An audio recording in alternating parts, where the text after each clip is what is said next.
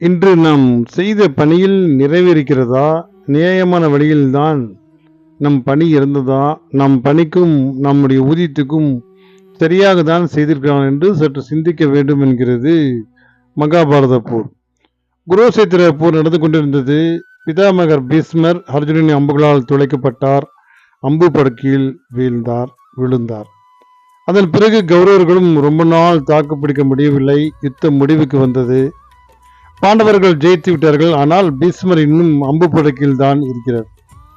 தர்மருக்கும் கண்ணனுக்கும் பீஷ்மரின் உலக ஞானத்தை பற்றி நன்றாக தெரியும். ஆகவே அவர்கள் தங்களுடைய தம்பிகள், உறவினர்கள், மற்ற படைத்தலைவர்கள் எல்லோரையும் அழைத்து கொண்டு அவர் முன்னே போய் நிற்கிறார்கள். தங்களுடைய சந்தேகங்களை கேட்டு தெளிவு பெறுகிறார்கள். பீஷ்மரும் ஒரு அரசன் எப்படி நடந்து கொள்ள வேண்டும் என்பதில் தொடங்கி பல விஷயங்களை 30 நாளுக்கும் உபதேசித்துக் கொண்டே இருந்தார்.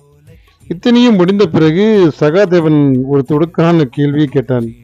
பீஷ்மரே, இப்போ நீங்க நல்ல வக்கணையா பேசுறீங்க, நியாயம் பேசுறீங்க. ஆனா இவ்வளவு நாளா அயோக்கியனா துரியோதனோடு சேர்ந்து தானே சண்டை போட்டீங்க. அப்போ நீங்க நியாயத்துக்கு எதிராக போர் செஞ்சதாக அர்த்தமாகாதா என்று கேட்டார். உண்மைதான் மகனே என்றார் பீஷ்மர் சிரித்து கொண்டே. அதற்கு நான் சாப்பிட்ட உணவு தான் காரணம் என்று சொன்னார். உணவா? சற்று தயங்கியே நின்றார் சகாதேவன். ஆமாம், உணவு உணர்வை கெடுக்கும் என்று சொல்வார்கள். நான் பல ஆண்டுகளாக துரியோதனின் உணவை உண்டேன். அது என்னை நியாயம் மறக்க செய்து விட்டது.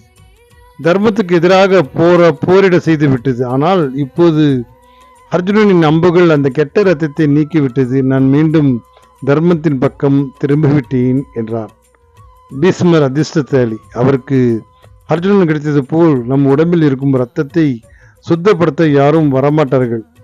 பொசன் படுக்கையோ அம்பு படுக்கையாக நினைத்து கொண்டு தினம் தினம் நம்மை சுத்தரித்துக் கொள்ள வேண்டியதுதான் என்றாராம். ஒவ்வொரு நாளும் உறங்க செல்வதற்கு சற்று முன் 5 நிமிடங்கள் இந்த சிந்தனைகளை ஒதுக்குவீர்களாக. அன்றைய நாம் உண்ட உணவு நியாய வழியில் சம்பாதித்தன என்று யோசிப்பீர்கள் என்று இந்த போர் நமக்கு உணர்த்துகிறது. ஒவ்வொரு போரிலும் நமக்கு நல்ல செயல்களை உணர்த்துகின்றன.